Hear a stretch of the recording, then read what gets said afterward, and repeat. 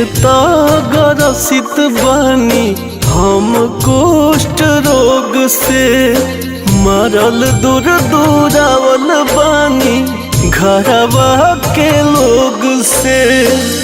सूरज देव माफ हमर भूल कर जे, हाई दुखिया क्यों खिया कबूल करी जी, हाई दुखिया क्यों खिया कबूल करी जी।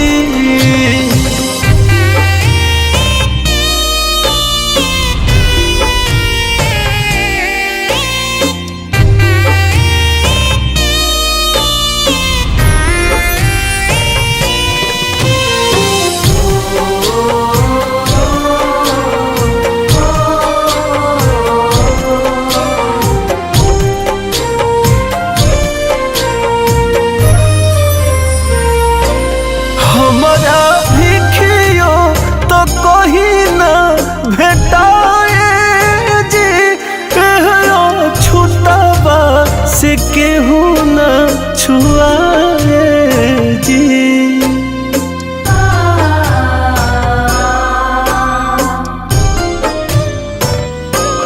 हमारा भिखियो तो कहीं ना भेटाए जी, छुतावा से केहू न छुआए जी। सजा ऐसे ना वसूल करी जी, हाई दुखिया क्यों खिया कबूल करी जी। सूरज देव दुखिया क्यों खिया कबूल करी जी।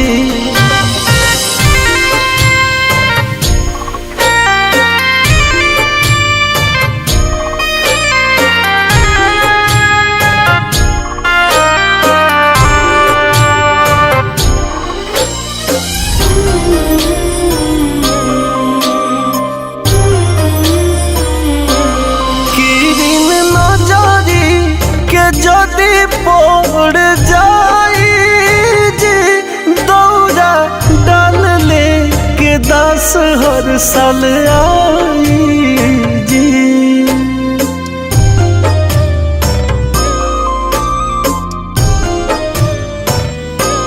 किरिन नजरी के जदि पड़ जाई जी, दौरा डाल ले के 10 हर साल आई जी।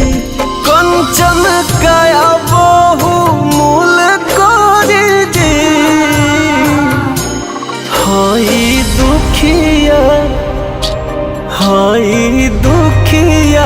क्यों खिया कबूल करी जी।